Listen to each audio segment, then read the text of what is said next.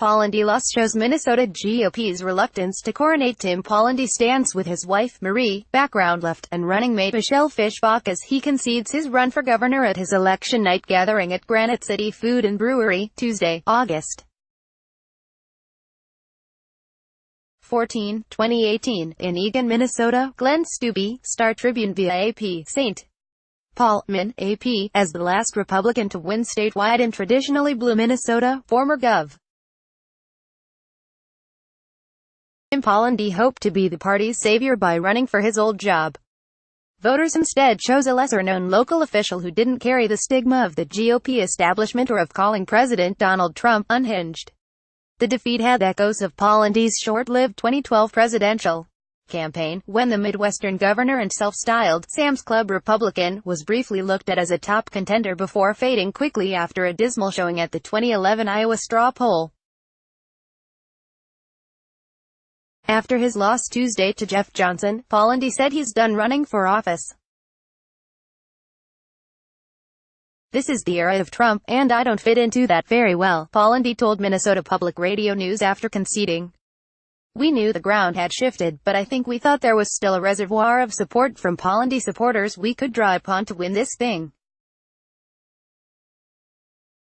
But that turned out not to be the case." Johnson, a county commissioner and failed 2014 nominee, carried the party endorsement but was still considered the underdog due to Pawlenty's name recognition and fundraising prowess. Many Republicans viewed the former two-term governor as their only shot at retaking an office that has eluded them since he left it in 2011.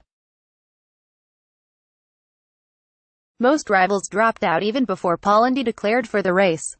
The money quickly rushed to Pawlenty's side. He quickly raised $1 million, and outside political groups promised a multi-million-dollar ad barrage on his behalf for the fall. But Pawlenty struggled to reconnect with the Republican support he needed to make it to November. He had to live down a scathing critique in October 2016 of then-candidate Trump, whom he called unhinged and unfit for the presidency.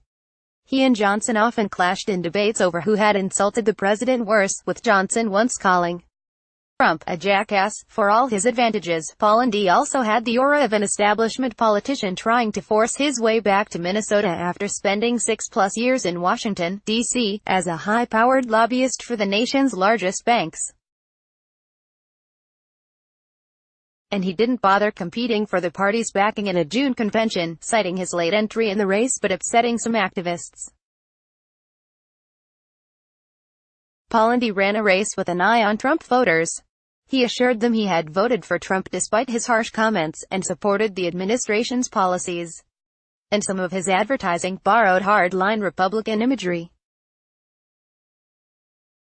One ad showed immigrants crawling over a fence as he called to remove from public health care programs immigrants living in the country illegally, even though the state audit he cited hadn't found evidence that immigrants were responsible for any such fraud. Fresh off his upset victory, Johnson said he took no pleasure in ending Pawlenty's political career. "People are just looking for something different," he said. "Through no fault of Tim's, they just didn't see him as that." Sign up for Politics in Focus, a weekly newsletter showcasing the app's best political reporting from around the country leading up to the midterm elections. http://opni.ws/3gusgra. Copyright 2018 The Associated Press. All rights reserved. This material may not be published, broadcast, written or redistributed.